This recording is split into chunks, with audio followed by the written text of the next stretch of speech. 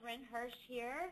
I see that we still have some people joining in, so thank you so much for dialing in on this Friday to discuss and listen to our findings as far as the real impact of a mobile-friendly site on customer engagement.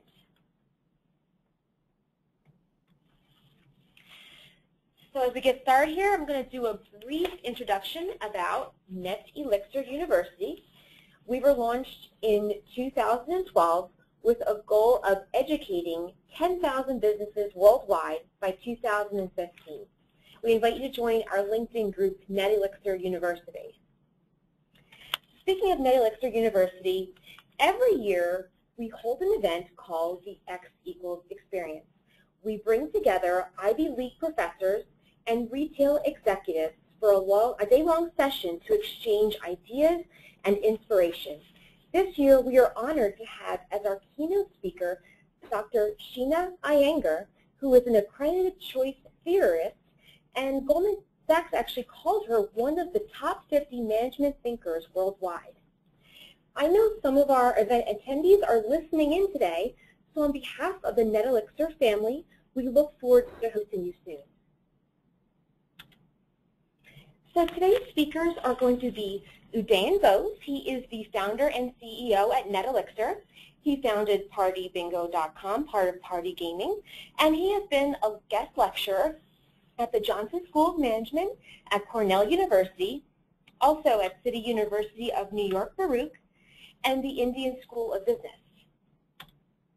Our other speaker today is Don Rodriguez. He is here with over 20 years of experience as a marketing executive with companies like Dell and Accenture. He actually teaches marketing classes in Rutgers University's MBA program, and his belief is that marketing is all about the math, which stems from his first professional career as an electrical engineer. So now I'm actually going to invite our CEO, Udayan Bose, to share our research, and Don Rodriguez, who has been leading the research here at NetElixir University. Thank you, Marin. Hi, everyone. This is Udayan Bose, and I just wanted to sort of take this opportunity to introduce Don, who has done this incredible. If our research shows, this is probably the first time a research of this magnitude really has been done. So we have tried to quantify the impact that a mobile-friendly website has on customer engagement. So you'll see in Don's research a lot of data, a lot of research numbers, and I really wanted to sort of set the ground by explaining to you as to what was the hypothesis, what were some of the assumptions, and what was the method that was really used. So the hypothesis we started with that was a mobile-friendly experience drives higher customer engagement. Well, this sounds to be very obviously logical and obvious, but we really wanted to, again, being supremely analytical, as we sort of call ourselves fanatically analytical, we wanted to quantify how much, what was the exact contribution by having a mobile site versus not having a mobile site. So the overall method that we sort of tested, it's very recent data, and this is the first time that this research insights are really being shared with anyone outside NetElixir as such. The test periods which were considered for this was Q2 2014, and we tried to draw a comparison with Q2 2013 as such. The data set was quite humongous, it was huge. There were about 180 million plus user sessions from a sampling of about 53 of our clients that was really used. Interestingly, again, just in the typical sort of rigorous format, Don went in and he and his team physically checked 2 competitor websites using their mobile devices for 53 of these customers. So essentially, we sort of almost like manually analyzed 53 into 2, 106 competitive websites along with these 53 sites as well. So that probably just gives you an idea of the quantum of work which was invested really by the research team. Also, the entire sort of focus was trying to sort of answer a very simple fundamental question, that how much does really a mobile-friendly experience, an M.dot domain or a responsive or adaptive design have on actual site conversions? And since we our forte happens to be search advertising, we have definitely a big search advertising spin as well on this. So with this, I would really want to pass on or share the screen with Don, and he will take you through the insights and the research findings which he and his team have really led. Don? Thank you, Dane. Like any researcher, we're going to start with a little data collection. So we have a poll for you today, which should be appearing up here quite soon. So here's what I want to know.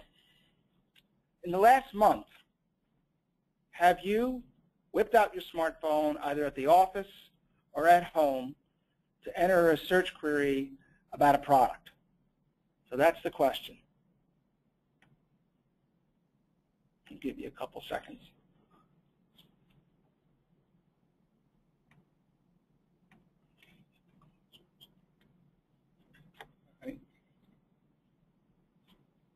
I think we're going to close it. How are we doing here, Sean?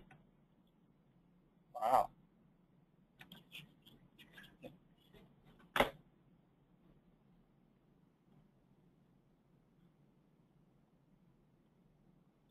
Okay. So can we see the results? So 92% of you said yes. Very interesting. I'll have some data later to share with you to compare that to.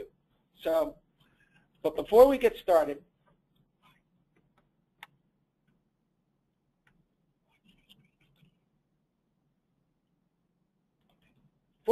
I've got a question for you. What do you think these two pictures have in common? Well, for the sake of brevity, I'll jump right in and answer. Both of those, the left is the mobile web, and Mall Cop there is standing on a Segway. Both of those things were introduced with a lot of hype. Right? If any of you know the Segway story, that had a tremendous amount of hype. And what happened was they got met with a hard dose of reality. Right? Segway still exists. Might surprise some of you. They have clearly, this is from their website, shifted their focus to B2B. And the reality of mobile traffic that we found in our study is that less than 1 out of 10 of site visitors comes from a smartphone. Right? So you hear huge numbers out there in the press, right? But we quantified, and the actual impact is 1 out of 10, less than 1 out of 10 visitors. But the question of having a mobile-friendly site is not an if question for retailer. It's a when question. And the reason why is this. That's the year-over-year growth rate in that 180 million user sessions that we found from mobile traffic, almost double from a year ago. So it's quite significant. It's going to happen. It's just a matter of when. So let's take a look at our findings. So this is the question that I'm sure is on everybody's mind who doesn't have a mobile site yet, right? Is what's the ROI going to be? Right? Well, before we could talk about ROI, as you all well know, trying to do a study like this where we looked at 53 different companies to segment that into two audiences that was apples to apples was impossible, right? It's an apples to orange comparison. So we came up with the mobile conversion rate index. And let me explain to you what that is. Basically what we did is we compared the mobile traffic conversion rate against that same site's total traffic conversion rate to give us some sense of relative impact of mobile on that company's business. So for example, in our study, the entire study, the mobile conversion rate was a little over 2%. The total traffic conversion rate was a little over 4%. So the mobile conversion rate index calculates to be a 50. So in your heads real quick, what would your mobile conversion rate index be today? All right. I'll give you a second to do the math. And let's talk about what we found. So we segmented this data into companies that had mobile friendly and companies that don't. So first I'll show you the numbers for the companies that didn't have a mobile friendly experience. You can see the conversion rate index is 23. So basically their mobile conversion rate was less than 1/4. Second thing you'll notice is that their mobile average order value was 30% less than their desktop. And this segment had pretty significant mobile traffic growth and a pretty good chunk of their traffic coming from mobile users. Now for our friends with the mobile-friendly sites, here's what we found. That mobile conversion rate still below site-wide, but 60 versus 23. And here's the thing that really surprised me. The mobile average order value actually exceeded the desktop average order value in this segment. So I think that's a clear indicator that having a mobile-friendly site can really be a cure for that AOV degradation from the poor experience of trying to navigate a non-mobile-friendly site, particularly on a smartphone screen. There you have the traffic growth and their mobile share numbers as well. And as Dayan said, we had a paid search spin on this, so let's take a look at the data for paid search. Oh, excuse me, I'm jumping ahead of myself. To quantify that, 2.6 times greater mobile conversion with a mobile-friendly site. Now, how much money is that? Well, if you were in that non-friendly mobile segment and you had a mobile-friendly site and you had an AOV that was a little more than your desktop and you had a conversion rate that was 2.6 times greater than what you had, that adds up to be 7.3% of your sales in Q2.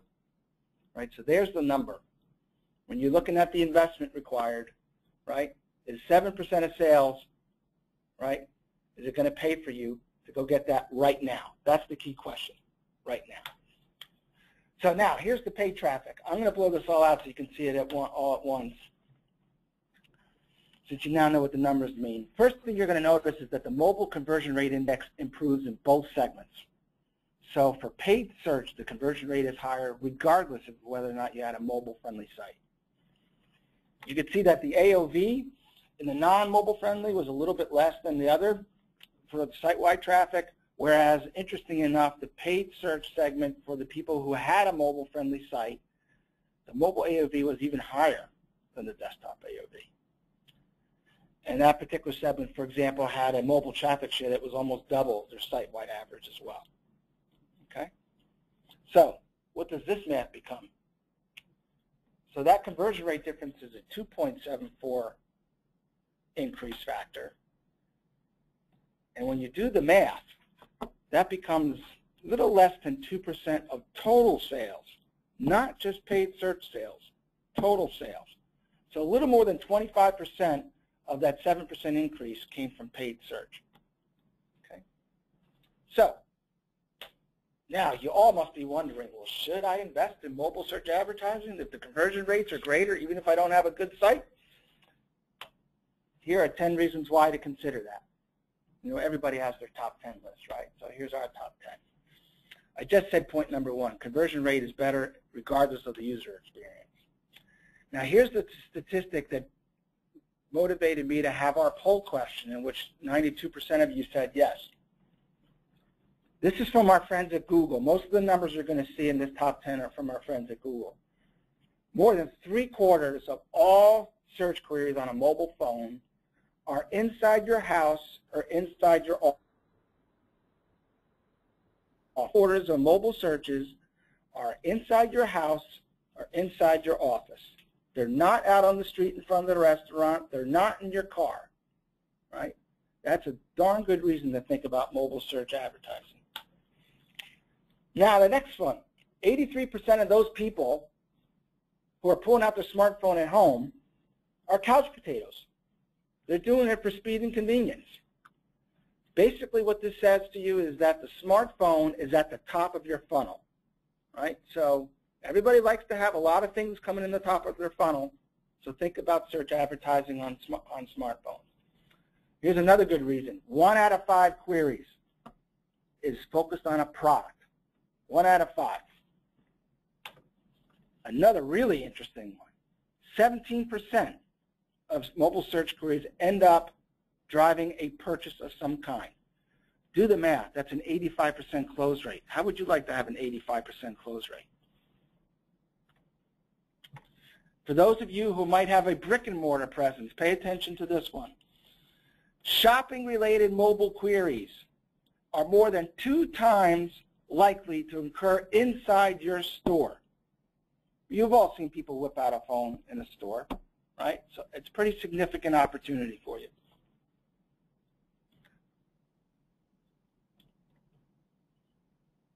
Number 7, almost half of all mobile searches lead to some direct interaction with a retailer. 1 out of 2 lead to an interaction with a retailer. That's either going to your site, going to your store, or picking up the phone and calling you. Pretty significant. A little less than half are conducted to help make a decision. They're very goal-oriented. Right? Now, when you look at, for you brick-and-mortar people, when you look at the in-store queries, that number goes to 64% of queries, almost 2/3. Now, Google surveyed mobile users and asked them if they were thinking about buying stuff. All right? And almost half of them said yes, and almost half of them said they start with a mobile search engine query in that process. And then nearly 3/4 of them said they use the mobile search query at least once in that decision-making process. And last but not least, more than 3/4 of mobile searches occur after lunch, and 40% occur after dinner. So time of day and day of the week are certainly important with mobile search advertising, something to look at. And for you B2B people out there, think about mobile search ads in the evening to go after your audience. Okay, so that's things to think about for investing in mobile search. But all of you are thinking about, should I invest in mobile for Q4? We're what, 1.5 months away from Christmas, believe it or not? So can you get to mobile in time? So here's some strategic questions to think about. And we have a full list of these in our white paper. So first thing, I mentioned this before, it's a when question, not an if question, and you have to understand the impact of mobile on your business. That means, what are the trends? What percentage of your traffic is mobile? What's that conversion rate? How does that compare to your overall conversion rate? How does the AOV compare to your overall conversion rate? And what's your competitive set? Right? You can see in this mobile site adoption rates here, we found, looking at all those sites, a little more than 4 out of 10 had a mobile-friendly presence. You can also see that if you're a broad consumer-based business, the penetration intuitively is a little bit higher. Right? So again, what's your competitive set? And then, if you're thinking, I need to get there for Q4, right? What am I going to do? Right? And if you're thinking, there's no way I can get there to Q4, are there opportunities for you to improve your desktop or your tablet conversion rates to sort of make up for your mobile shortcomings, right? So for those of you who think you can get to mobile in Q4, you're probably thinking, do I do a mobile site? Do I do responsive design? Do I do a mobile app? Well, there have been some interesting studies that show that the overwhelming majority of mobile users prefer to use an app and not the mobile web, which is really very intriguing. And that percentage goes up when they think about brands they have a relationship with. So our rich friends at Amazon, you can see here, have both a mobile-friendly site and an app. It makes a lot of sense. Amazon Prime, I'm an Amazon Prime member. I would love to have that app on my phone. Right? So that's a question to think about. Another question to think about, your Q4 customers. Are they one-time customers coming in to buy a gift, or do you get a lot of repeat customers? Because if you get a lot of repeat customers, you might want to think about an app if it can get you to market faster. So let me wrap up by just reiterating what I said earlier. This is a when question and not an if question. So here are 3 things to remember. First, you want to understand and quantify the mobile behavior of your audience, and also understand your competitive set when it comes to mobile-friendly environments. Don't forget that besides conversion rate, AOV is likely to improve, so you have a double whammy in terms of your financials. And third, mobile search advertising has value for advertisers regardless of your site experience being friendly or not. Okay, and with that, I'm going to pass it back to Marin, And I thank you very much for your attendance and your attention.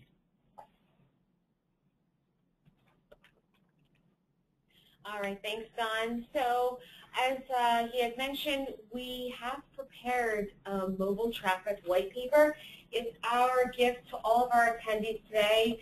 So you can download the full paper here at netelixir.com/mobilewp.pdf, and you'll see all the details that we provided in the full white paper.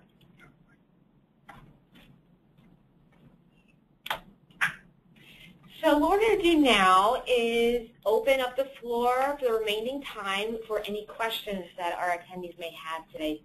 So Don, stay on deck here in case we get some questions here. All right, so feel free to send them in to us. Okay, let's see here.